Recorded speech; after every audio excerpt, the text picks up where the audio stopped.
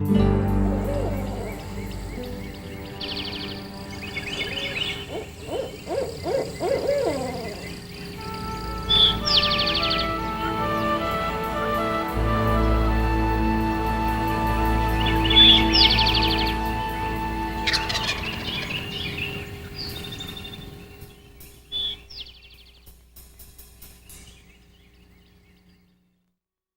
Woods-Wise Callmasters present the Vocal Wildlife Series.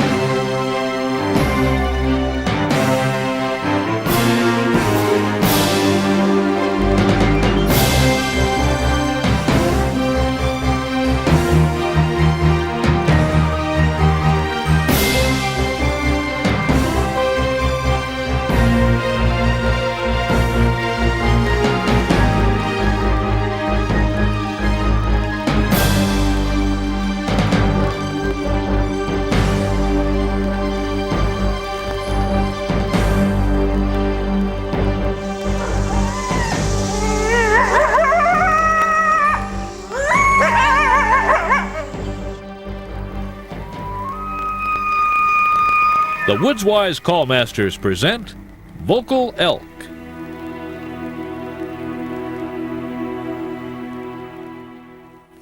I just love it out here, the American West.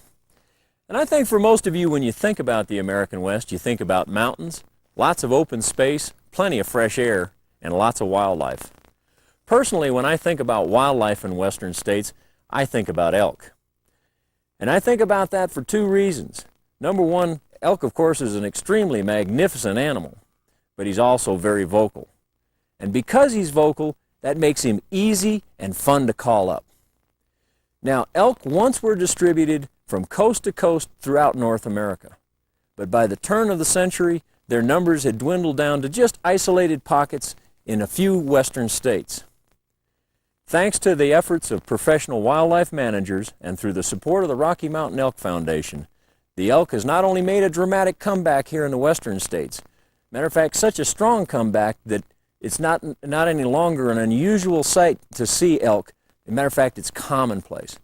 And also, it's good news for those back east. Elk are actually being restored back in the eastern parts of the United States, and they're going to become more and more of a common sight back there.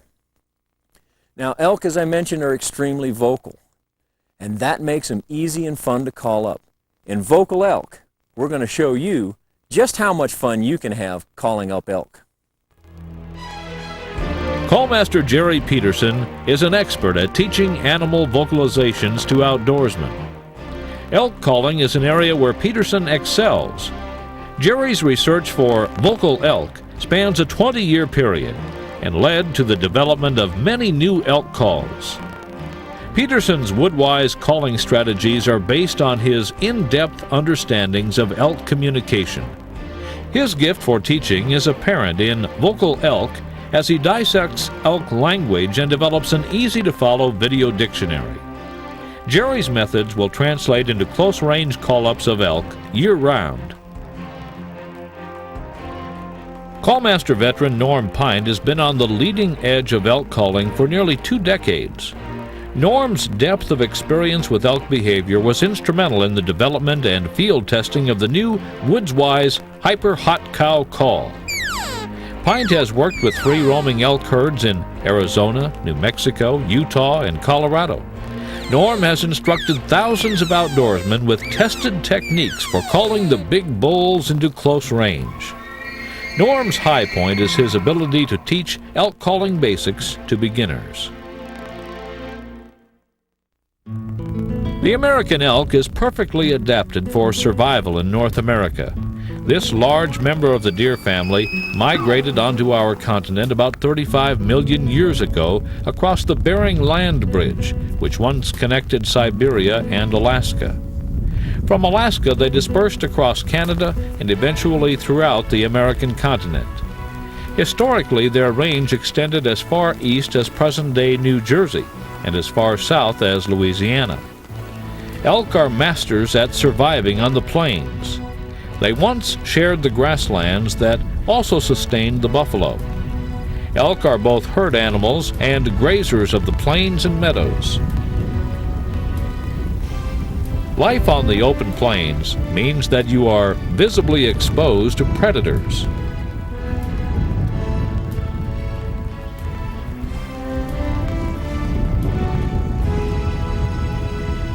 Elk are well adapted for dealing with predators.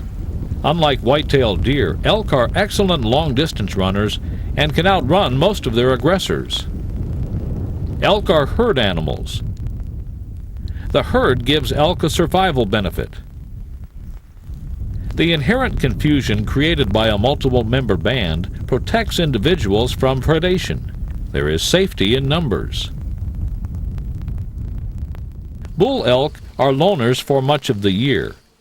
It isn't until their antlers shed their velvet in early fall that bulls leave the small summer bachelor groups and become free agents, searching for a receptive herd of cows and calves. Cow elk, on the other hand, never leave the security of the herd except for a short period during calving. Vocal communication among elk occurs year-round. The vocalizations convey needs and desires, or danger.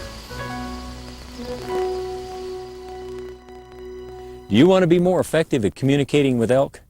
Then just remember that elk communicate with each other by a basic group of sounds, and the way that they get across their needs and desires is by adding emotion and little inflections to the sound. In other words, how they say it is very important. Now, elk communicate with a variety of sounds, probably up to 25 or maybe more. But before that gets confusing to you, remember this. They basically only communicate with 5 basic sounds. They grunt, they chuckle, and more importantly, they bugle and mew, and they make a barking sound. Let me show you what I mean by the barking sound, because it's important that we get this one out of the way first. Sounds just pretty much like a dog barking. Now, the reason I say let's get this out of the way first is because that's a negative sound. It's not going to be a positive sound to attract elk to you. It's going to make them go on alert and probably run away from you. But understand this, just like every other sound that we're going to demonstrate, how they say it's important. If they just bark once, that means, oh, that didn't look too good. Probably not a good thing over there, and they'll walk away from it. But boy, if they see something that's really bad, bark, bark, bark. They'll bark real often, and they'll walk away, and they'll bark every step of the way as they're leaving. So how they're saying it and how often they're saying it can add to the meaning that they want to get across.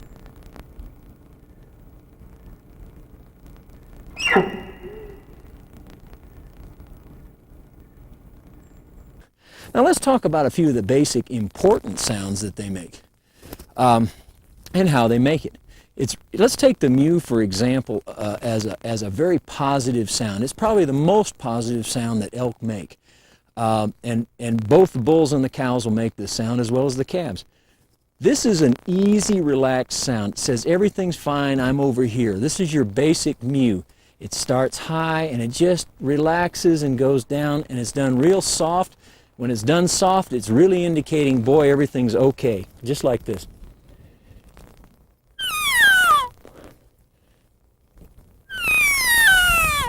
Now notice it's just a straight line, smooth drop.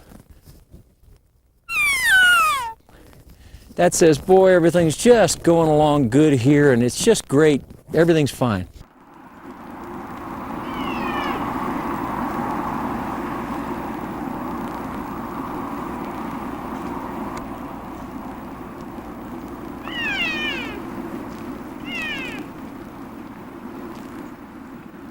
Now, they get a little separated. Now they get a little bit worried, but they don't want to say things are going bad. They just want to keep in contact with each other, so they're going to up the volume and add a little emotion to it, just like this. Gets a little louder, a little more intense, and it gets across the point. Oh, I want to have everybody over here, but it's okay.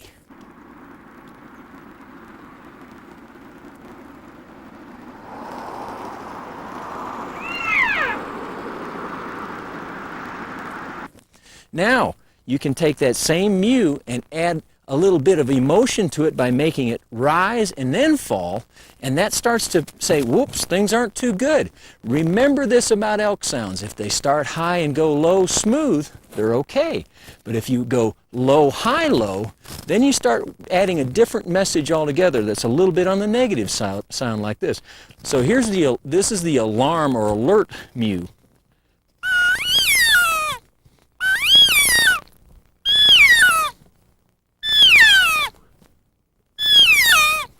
Hear the way it rises and then falls off?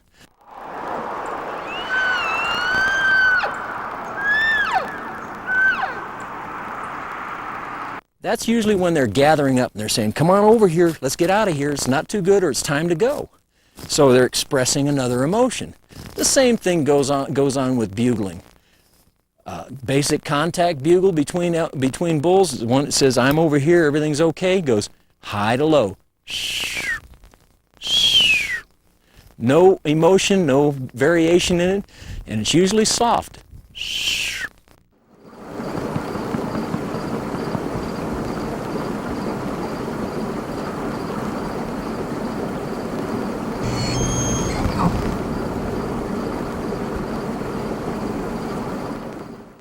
Now, what do I mean by soft? You and I can hear it probably maybe under 100 yards sometimes. Real soft, low intensity stuff. In the case of a bugle, when they want to get more intense, it starts low, goes high, and falls off, just like the classic bugle, for example.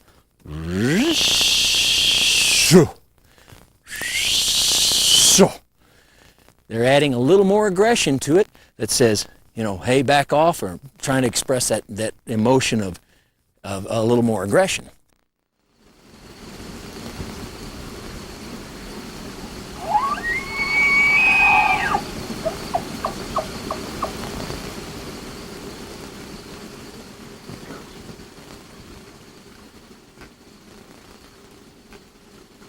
So if you want to be more effective at talking with elk, remember they're expressing their basic needs and desires by adding emotion, volume, and intensity.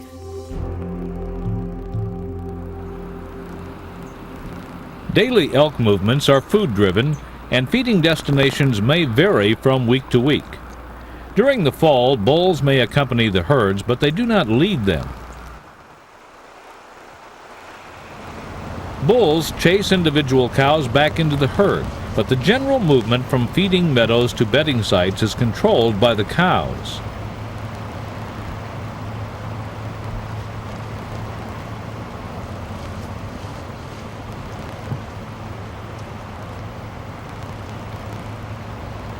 This chasing by the harem bull is called herding, and is typified by the bull laying his antlers back and forcing the individual cow back into the group.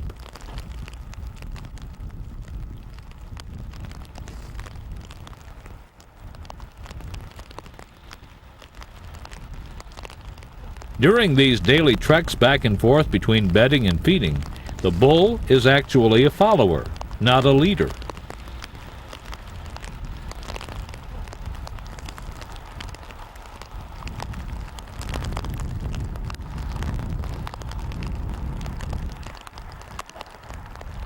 Traveling herds may cover 5 miles one way between destinations, and may fan out considerably.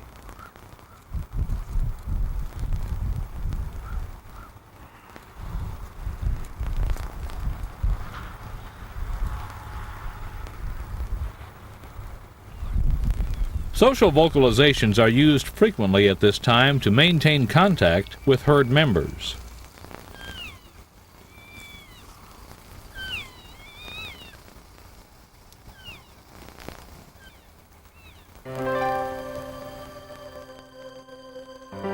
From the time the calves first hit the ground, they begin to learn the basics of their language. They need to do this so that they can keep up with the group.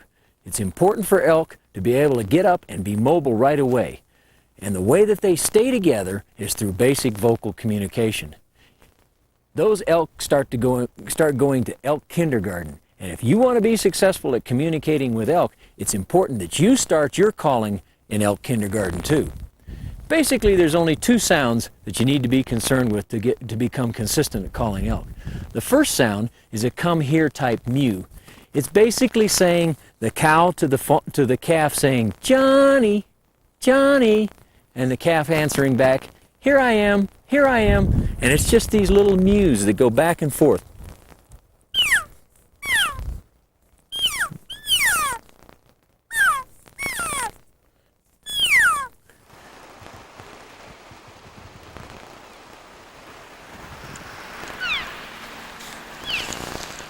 So, in kind of looking at that, keep in mind that in elk kindergarten, they're learning that these smooth sliding sounds are good sounds that says, Johnny, Johnny, Johnny.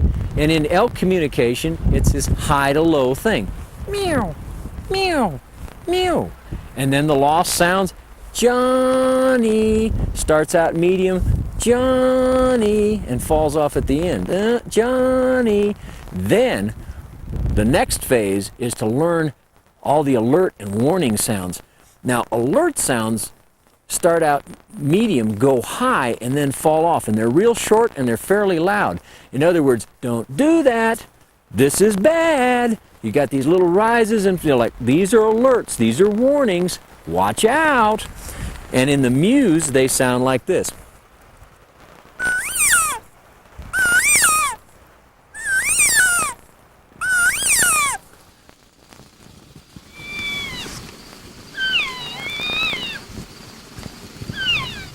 Those are the alert mews. So by adding a little inflection, low, medium, medium, high, low, you get that watch out warnings. And then of course the all out warning that they all have to learn are the barks. Meow, meow, meow. And you'll notice these are deep, gravelly, throaty sounds. Every sound virtually in elk language that starts out with that gravelly quality is bad, negative. Meow, meow. Whether it's parts of bugling, whether it's parts of barks, or whatever. So every time you hit that low note, you're implying a warning or a threat. Get out of here, run away. If you want to be more effective at communicating with elk, the best place for you to start is in elk kindergarten, just like they do. The breeding season in elk is back time so that the calves will be born at the optimum forage peak in the spring. This ensures ample nutrition for the cow's milk production, and the timing relates directly to calf survival. The breeding period, or rut, occurs during September across most of the North American elk range. This is a period when the intensity of elk vocalizations reach a crescendo.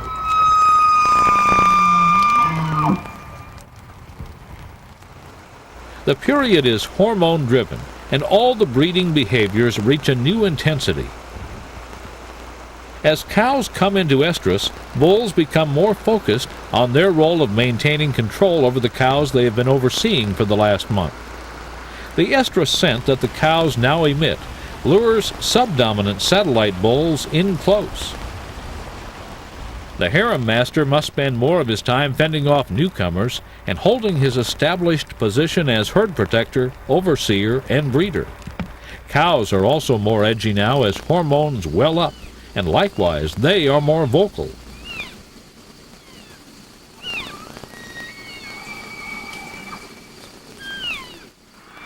At this time of elevated social intensity, the bulls are extremely susceptible to a new elk call.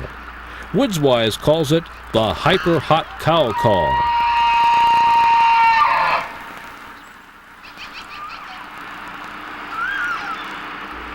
Look closely.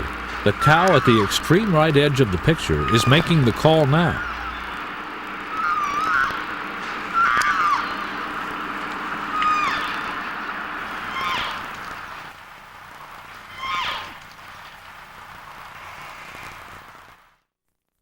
You know, a couple of years ago, when we started hearing about guides down in the southwestern part of the country using a real excited cow call during the peak of the rut, and they started calling in these tremendous bulls. Mm-hmm. You know, I couldn't help but be a little bit skeptical. You know, you always hear about these things that come along all the time, and boy, they're going to be the newest and greatest and so forth.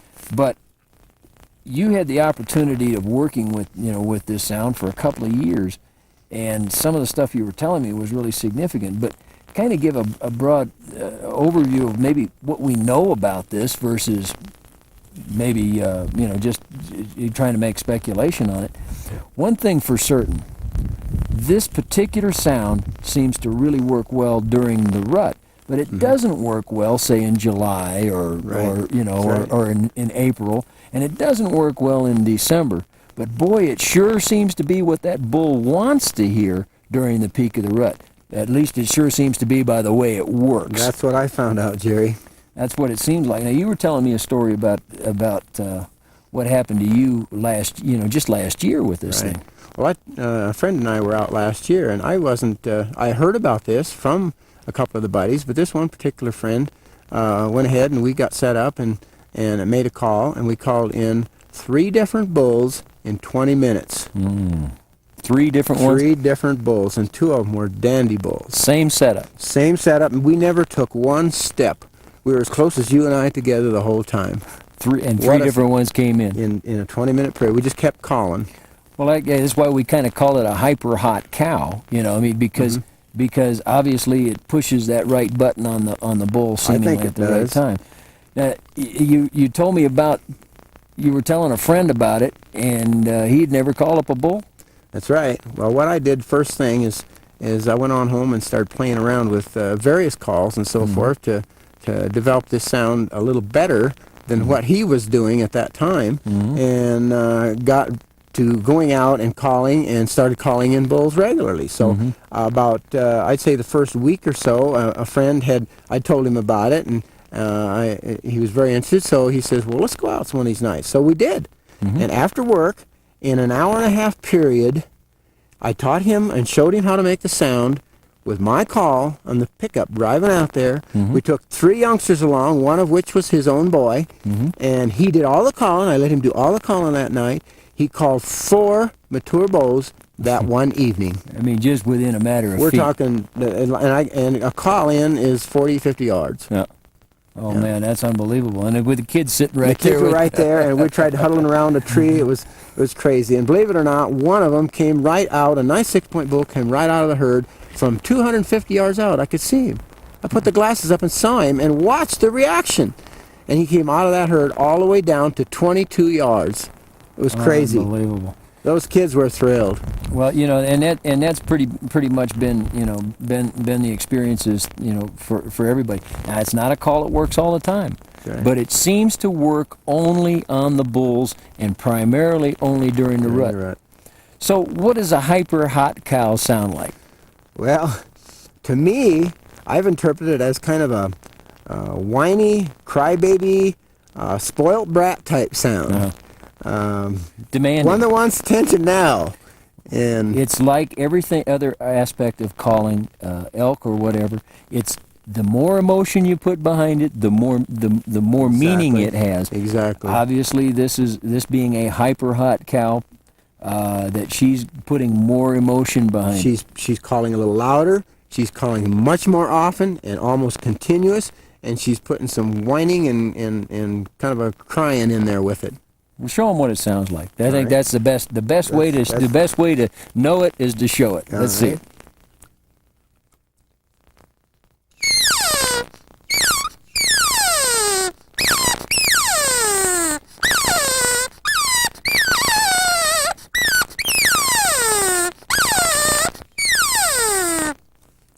How's that? Lots of emotion to it. Exactly what you'd expect. Whining, Kind of demanding, demanding, right? Yeah, and it sure seems to work. Boy, I'll tell you what, I'm ready to get after it and can't wait for the peak of the rut to get here to give that a shot. Yeah, it's a thrill.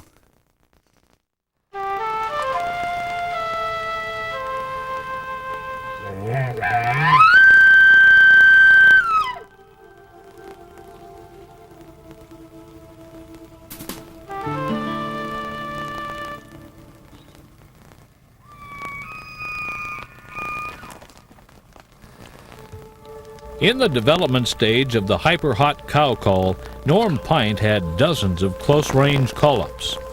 The most dramatic were situations where he actually called a harem master away from his cows. Not only does Norm play the role of the Pied Piper on this next Mega Bull, but he fires him up enough to leave his harem and bugle within a stone's throw from Norm. Even after the bull gets suspicious, Norm was able to call him back with the hyper-hot cow call.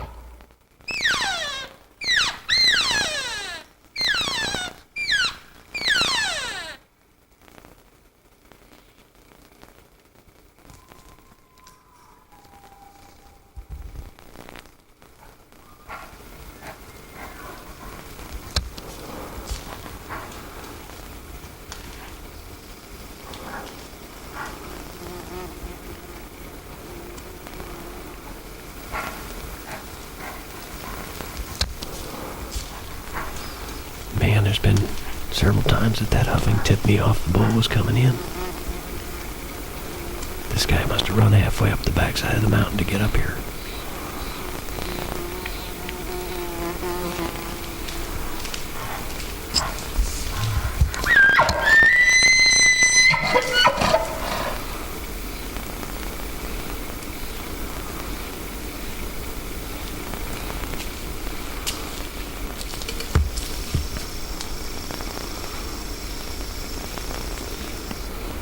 Once he's within 100 yards, you don't want to call very much. Just enough to hold his interest if you have to do any at all. This guy's pretty interested.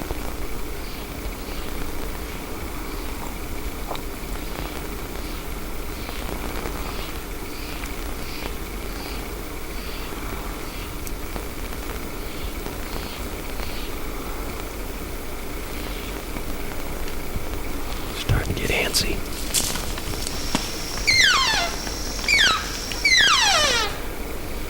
Look at that. Even when his common sense says something's wrong here and I better get out.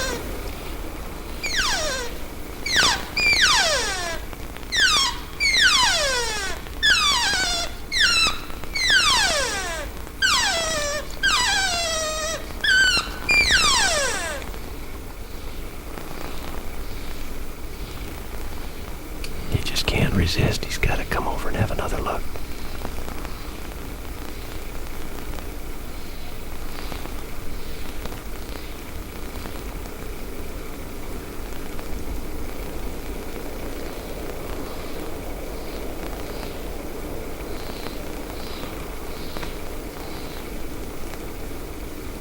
Just seemed to calm him right down.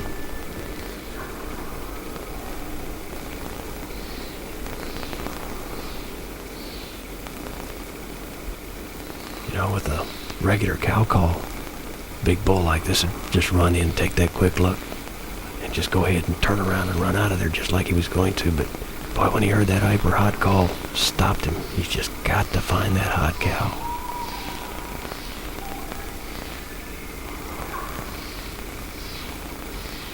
You'd never get him to hold this long, not with a regular cow call.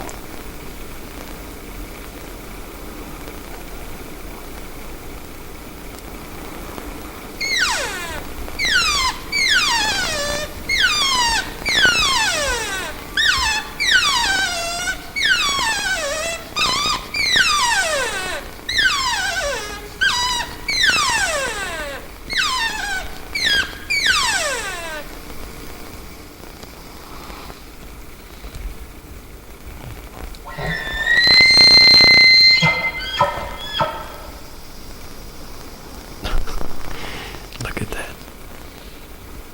He still says, I'm here. I'm right here. Come to me. I'll walk around and get another look. He figures that cow's got to be up there behind the brush or something.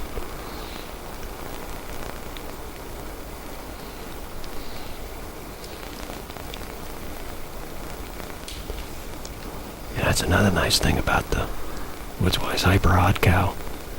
It's loud. Not only is it good holding call like this, but it also works long distances. Lets you cover a lot of ground fast. Also works as a good locator call. If you get one to sound off, then you can move in and set up on them.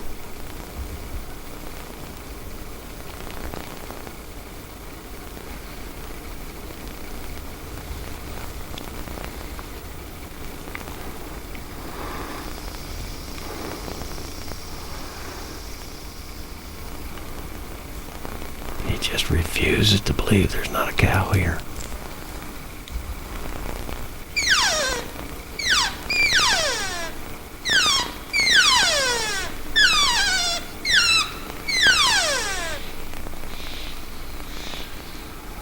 Back for another look.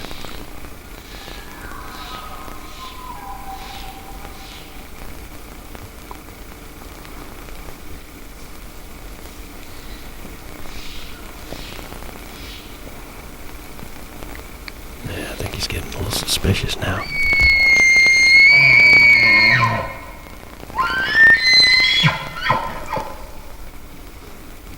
You know, probably 90% of the call-ups last less than a minute.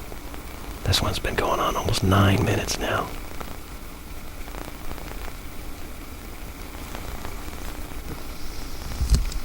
That is really cool.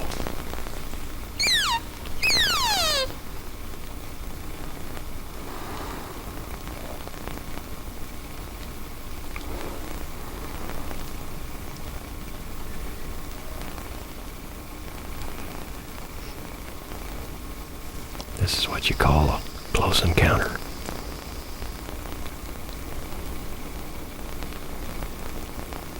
Yep. Good job, Norm. Good job.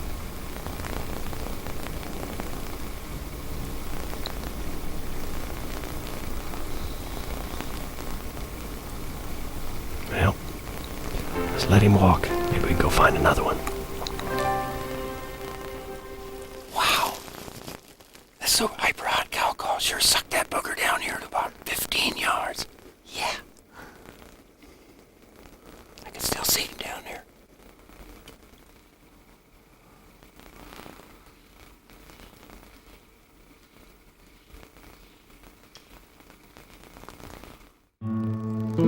The best way to become familiar with elk language is to spend a lot of time in elk country next to elk. The second best way to master elk language is to spend time with callmaster Jerry Peterson.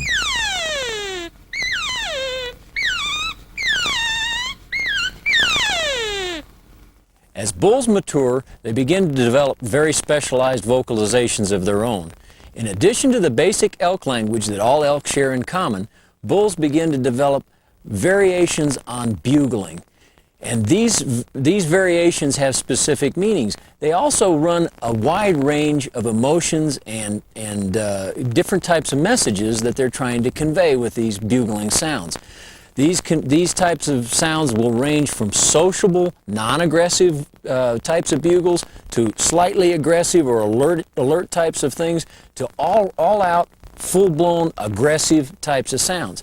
Now, the easy way to remember this progression and to remember each and every one of these different types of bugle sounds is to remember this key phrase, cats roar. Cats stands for the first letters of each of the sounds, and the roar stands for the rut roar. Now, here's how it breaks out. The first level, the C part of cat's roar, is for the contact or non-aggressive come here type of bugling that one elk will bugle to get the other elk to let him know I'm over here, and not as a threatening type of thing. And just like the contact mew, it starts high and drops low, and it doesn't have a lot of swing in it. There's no emotion to it, and there's no tough bottom on it, no at the end.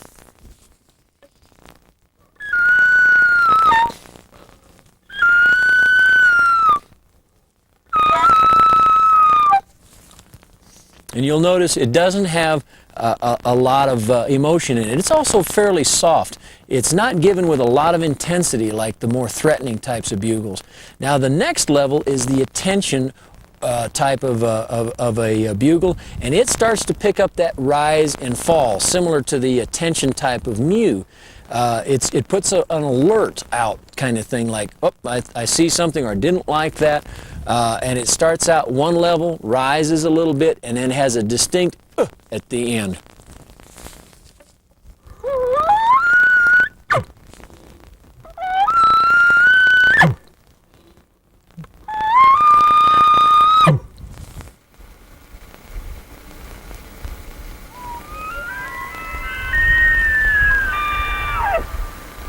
And you see you got that like that. Now the next level are the threats. Now the threat type of bugles would be classified as the classic type of bugle. It starts out with a deep low growl and then steps up several notes very often to a sustained high note and then drops to a distinct And these types of bugles also include the chuckling that very often accompanies the latter part of the bugle, and they would sound something like this.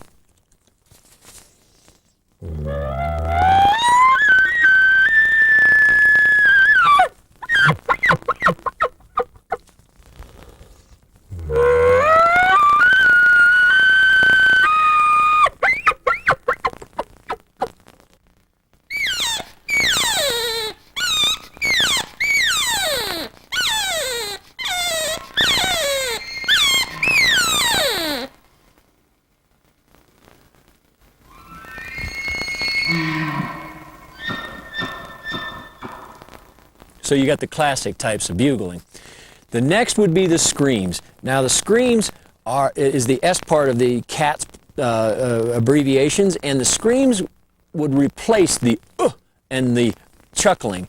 In other words, they start out with a growl and they rise in pitch, and then they drop down into a instead of the and it's just emphasizing that growl. It starts to pick up part of that bark type of deep throat, like that.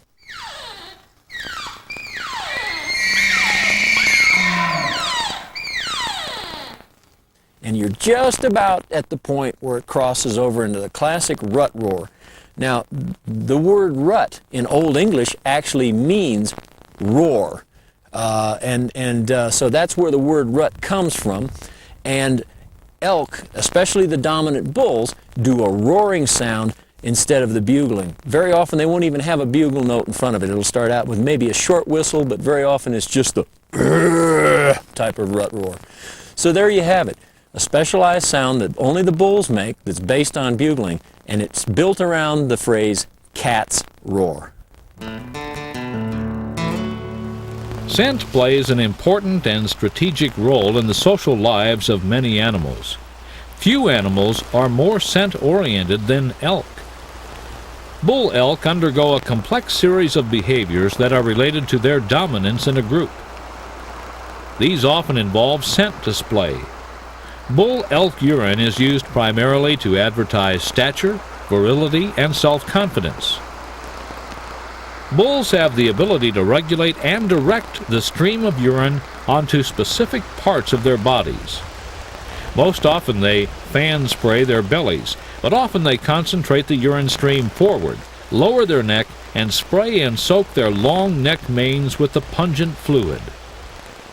This behavior is directly connected with antler rubbing on trees, where they then rub their urine-soaked manes on the trees they have mangled.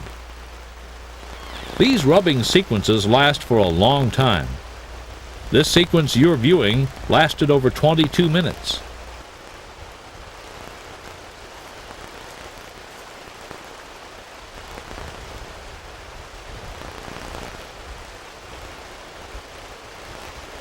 Bull urine is also sprayed freely while in close association with the harem of cows. This odor confirms the bull's self-confidence to the cow. Confidence spraying and scenting usually occurs simultaneously with the culminating staccato-like chuckle that often punctuates the end of a bugling sequence.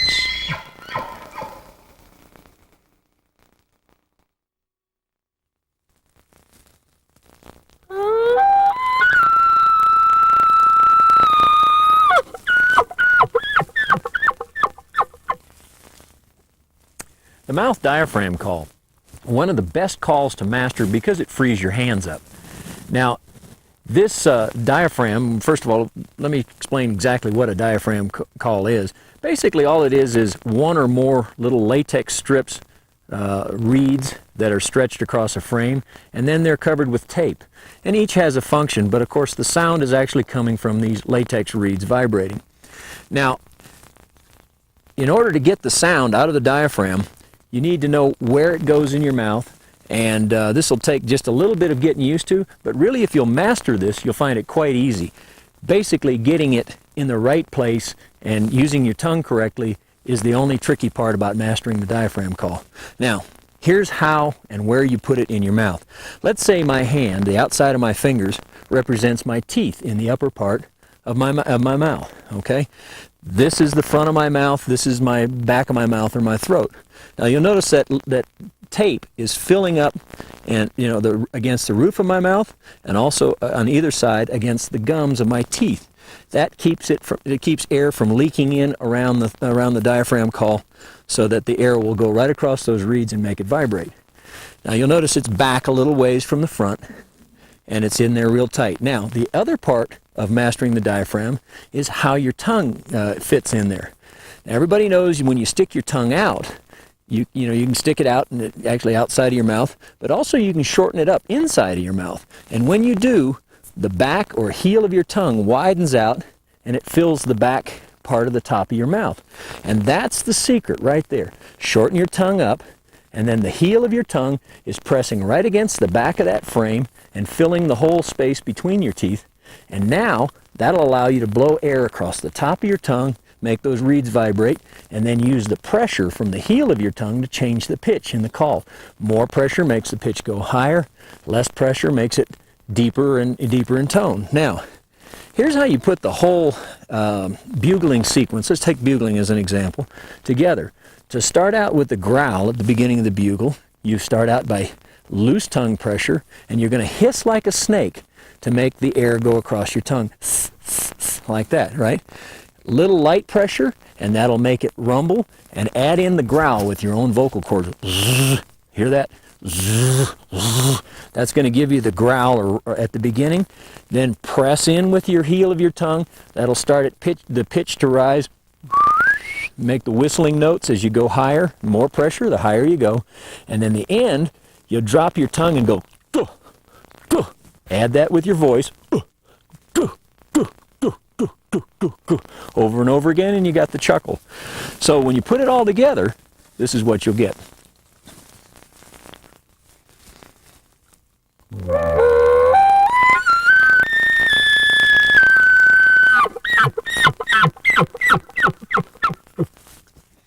One last little piece of advice. This is truck practice, guys. Don't do this around the house or you'll get thrown out.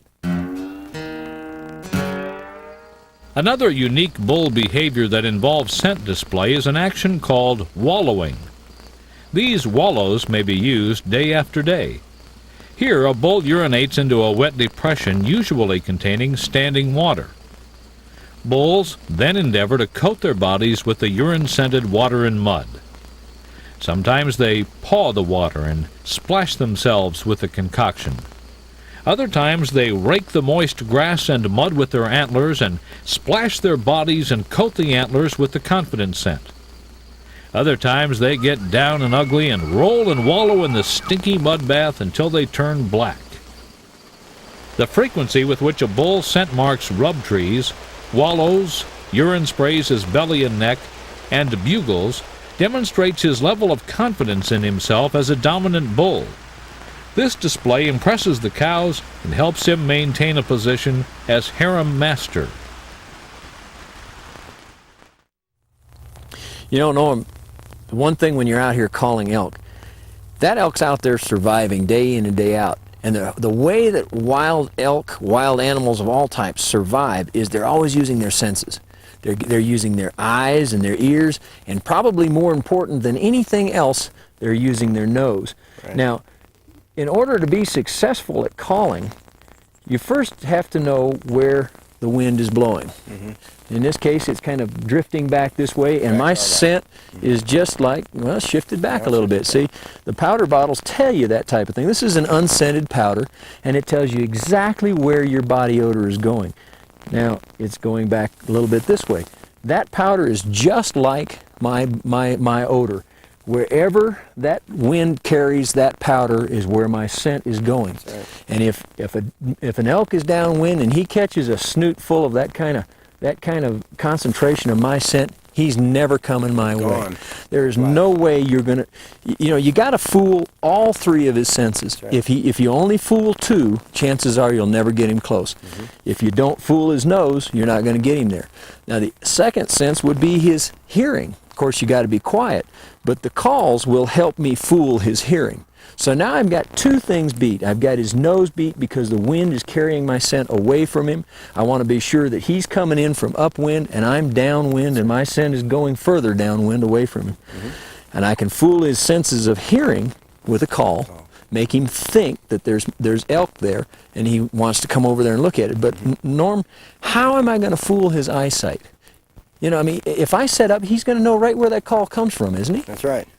What you do, Jerry, is just make a setup right here in a place like this where you've got a tree where if he's real close, you've got some protection. Then you got to live with it. But if he bugles off 400 or 500 yards or so, you can move on up to another object that's big that will hide your body and make another call. In other words, it's probably best not just to stay where you are. Right, it's better to move because the first time you made this sound, he thinks that cow is over there in that area. So if you cut off to the side or move forward, the forward is good because he thinks that you're another cow and you're moving up to him. Coming to him. Yeah, he's calling you to come to him. So right, and then a lot of times he'll be more aggressive and bugle bigger, and now he's kind of thrilled about it.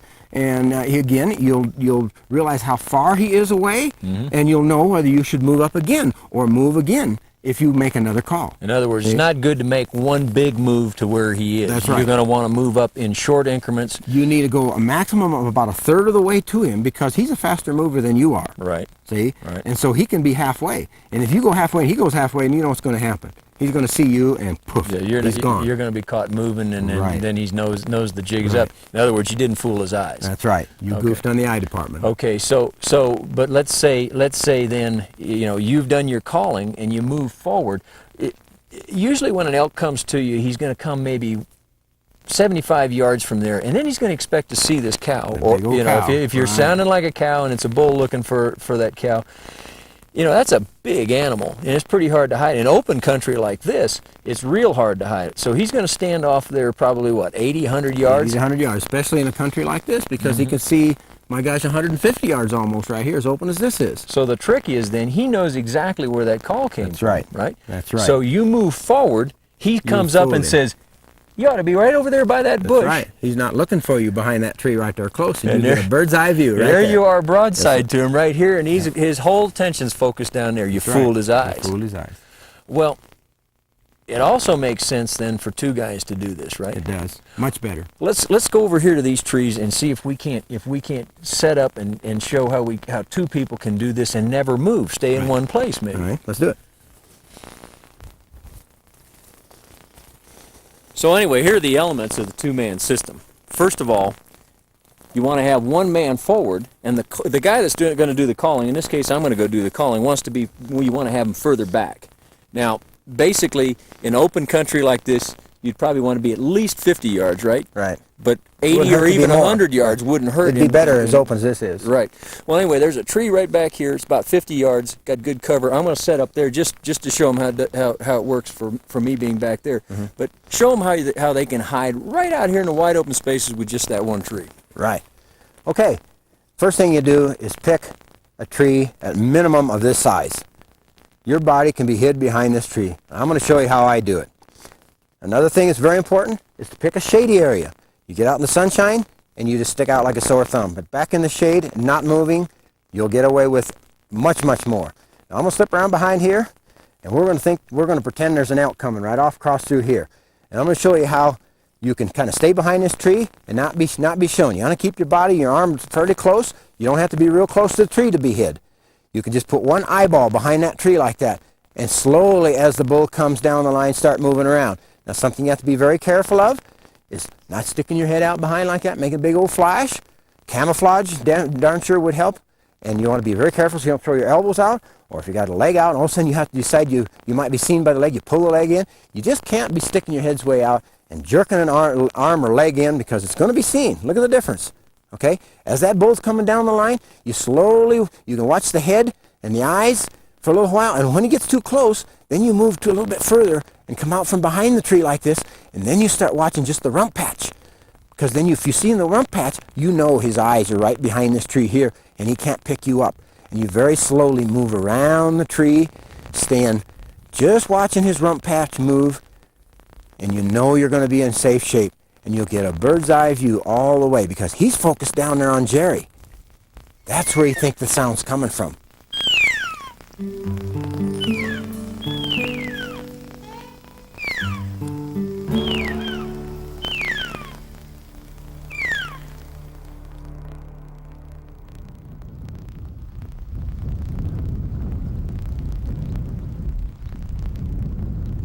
This particular morning, Norm Pint and I decided to set up in a thick bedding area to get out of the wind.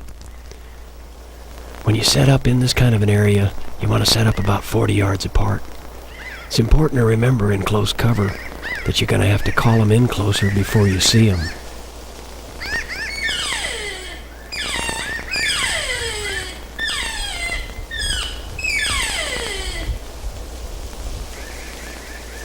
That's Norm back there in the back doing the calling. That's me on the right, standing there next to the tree.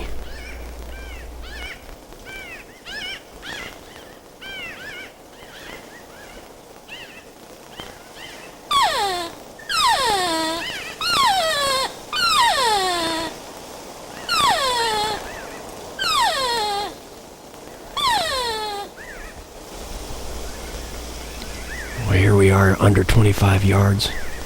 That cow doesn't have a clue that I'm here. She's totally focused back there on Norm.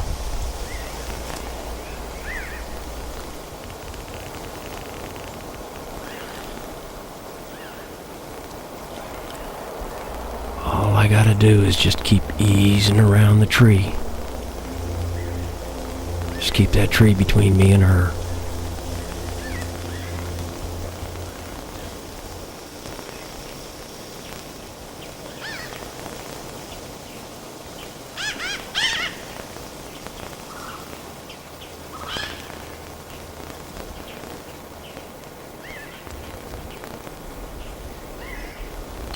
She doesn't have a clue. Not a clue that I'm over here.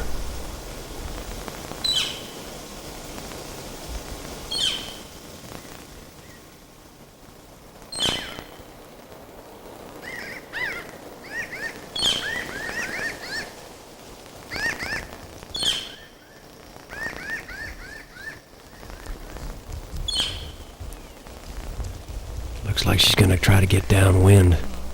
That's gonna be trouble.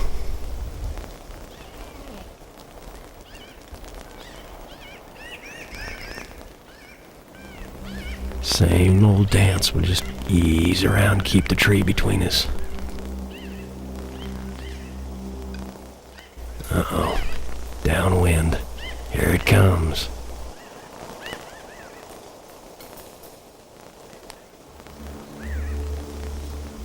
Yep. Game over. Oh well, that was fun anyway.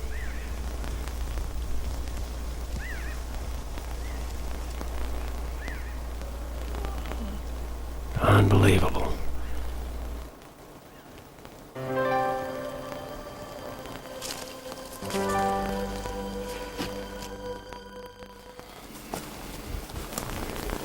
Yeah, that's what we're looking for.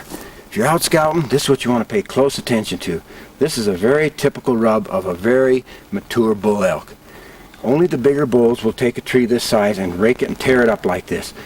What they'll do is also urinate on their mane and their front body area, and they'll rub their neck on that, and boy, you can smell that. It's just strong as could be. But look for lots of these in one given area. There's a road right here, and anytime you're driving down the road, sometimes 30, 40 mile an hour, if you're paying attention, you can see rubs like this and start spending some time in that area. Now sometimes you'll find limbs that'll come out over the top on a pine tree, and what they'll do is they'll reach, the bigger bulls especially, will reach way up in here and break and just shred these limbs that stick out. They won't do a lot of this typical rubbing here. They'll do that an awful lot on cedar branches sticking out. They also use trees that are probably, 30 inches in diameter, and they'll make a ring around there, and you'll find in the pine needle and so forth just a ring around where they'll urinate all around that area. That's more or less a scent post that will tell all the cows in the area when they come through that that's his territory. And what they'll do is they'll hang and mingle in that area, kind of waiting for him. Okay, now sometimes what they'll do is take a tree like this right here, and they'll just shred this tree. Now this bull was in this area. He broke a few branches off, but many times you'll find it just shredded to pieces. This is what you look for when you're out scouting. Spend some time in that area. Good luck.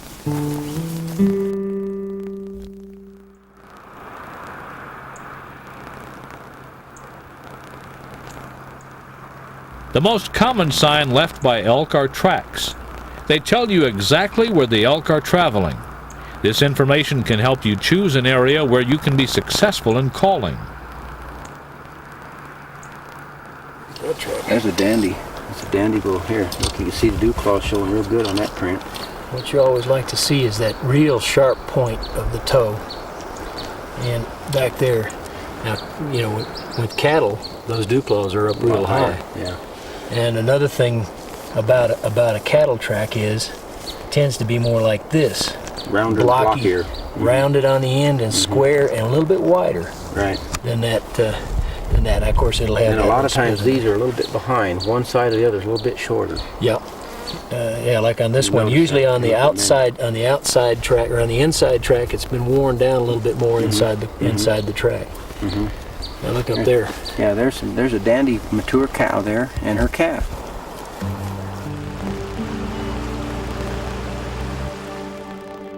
Here's something to think about. Now here you've done all this great calling, and you're well concealed, got your camouflage on, and you're set up right, and the game comes in and it swings downwind of you, and all of a sudden, boom, it's gone. What happened? Well, here's what happened. Your scent, your body odor, the odors that you know, of your clothing and all the stuff that you're bringing with you is drifting downwind with the wind, and when that animal smells it, it doesn't belong there. He knows it's danger, and boom, they're gone. Well, how can you control this? Well, there's some new products out on the market, and it's real. Here's something that I find real interesting. This is one of the newest things that's come along in a while. It's called a scent lock suit, and let me show you how it works here. It's actually two different pieces of fabric, both of them extremely lightweight, and there's little beads of charcoal throughout the whole thing. And the way that works is that charcoal works like a filter that picks up all of your odor molecules. In other words, your body's giving off this odor and perspiration too, and it's picking it up and it's collecting it inside those little pieces of charcoal.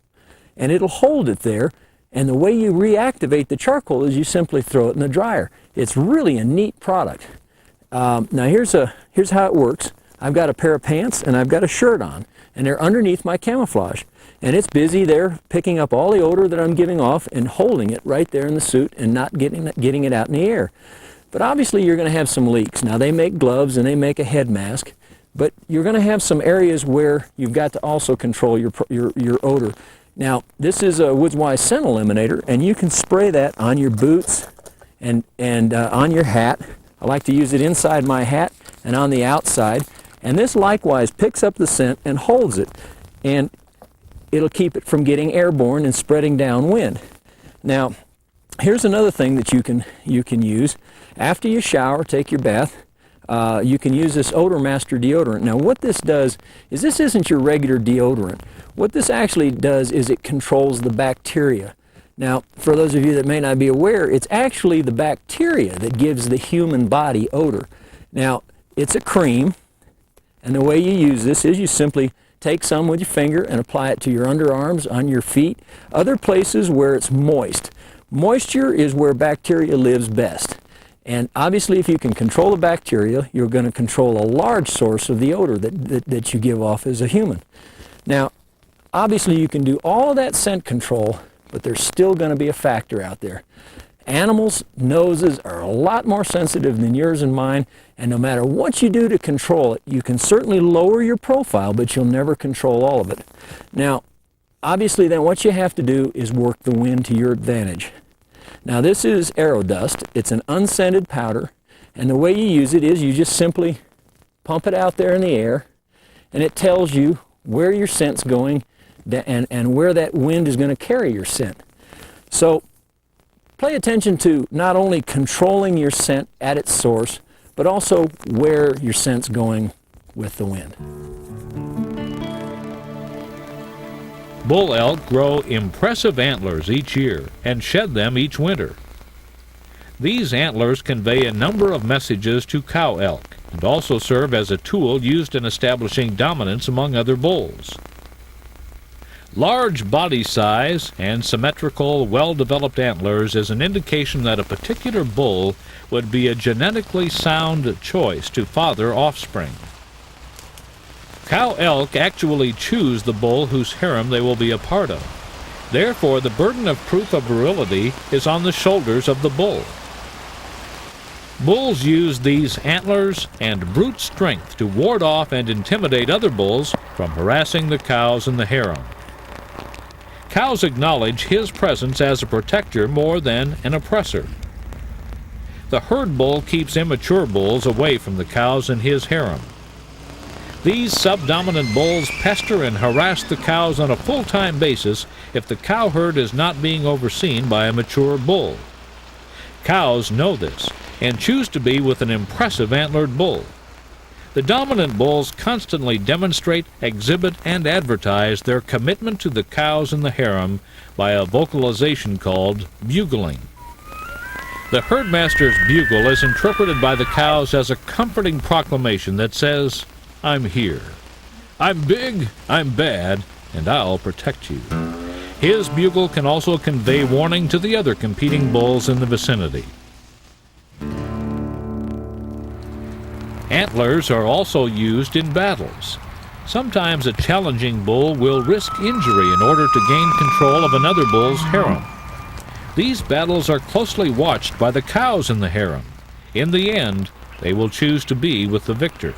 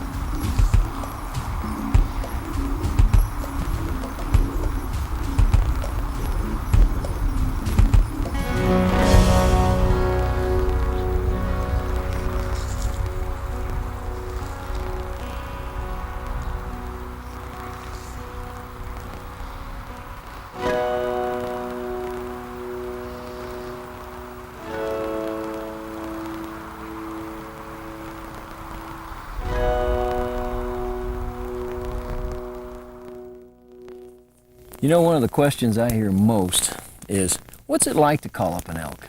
You know, everybody says, well, you know, I see some of this stuff and I hear about bugling and everything else, and aren't they all supposed to come in just mad and bugling and tearing up and just snorting and carrying on and raking up trees? And boy, you know, you always hear about the one that wants to come in there and just stomp you into the ground. Isn't that the way elk calling is supposed to be? We'd all like to have it work out like that, Jerry, but it doesn't. It doesn't. That only happens during that peak rut, and only on just a few of those bull elks when you bugle at them. That's right. Well, you know, tell them, give these people an idea of what a real call-up is probably like most often. Well, that's the kind we'd like to have, but it don't happen very often. And when it does, it's basically in the rutting season. But if you were out calling, and you would be using more of the real subtle calls, and of course that would be the mew more than likely. And any elk out there is apt to respond to it at any given time of the year, because they're very social and they want company a lot. In other words, they don't just stop communicating just because the rut's not on. That's right? for sure. You know, that's for sure. People have that idea that you know that the only way you can call them up is during the rut. No, wrong.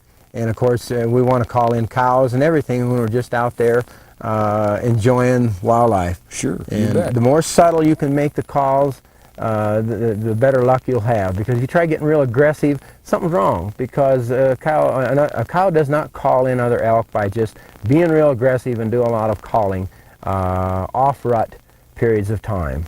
Well, they're peaceful. They're a group. They're they want to be with other elk that are relaxed and so forth. And so their off rut season type of calling is really low key. Right. You know, what kind of sounds? What are you looking for when you set up? What do you hear? What do you look for? What do you see?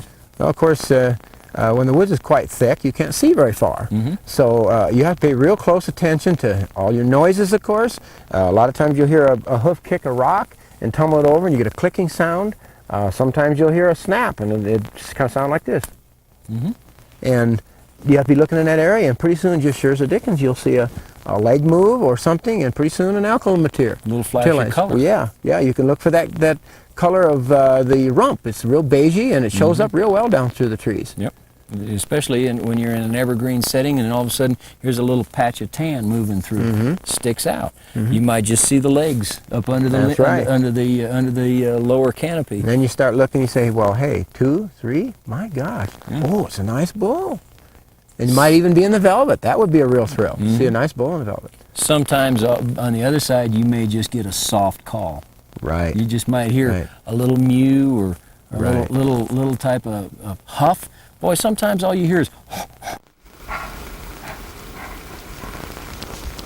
One time when I called up a bull elk, they make a tending sound. And it's just like a little ticking, you know? Right. And it sounded just like a watch. It was so rhythmic. It's tick, tick, tick, tick. You know, elk have kind of a throwback. They have these tusks in their teeth. They used to have tusks probably like a pig, and they'd pop them. And what they would do is pop, pop, pop as a tending thing to scoot the cows along, and they still do that today. It's kind of a throwback. Right. You were telling me about some other sound that you've heard bull elk make when they come in. Well, they make a sound that sounds like a dog that shakes his head real quick, and the ears flop together. It's kind of a popping sound. I can't really duplicate it. I've heard it, and I recognize it all the time.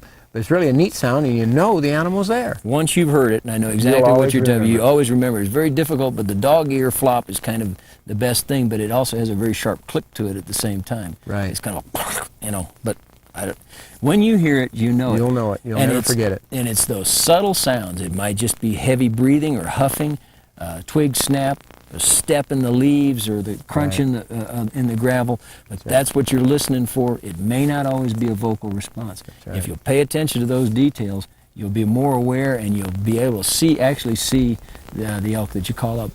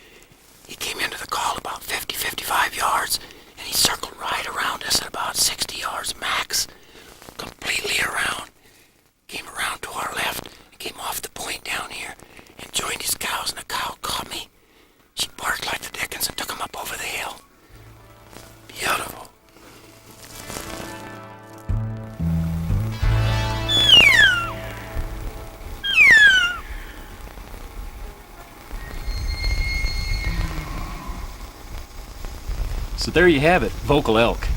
If you enjoy calling wildlife as much as I do, look for the entire Vocal Wildlife series from the Woodswise Call Masters. Get out there and start calling elk. For more information on the Woodswise Vocal Wildlife Series and wildlife calls, ask for the Micromag Call Catalog. Call 1-800-735-8182.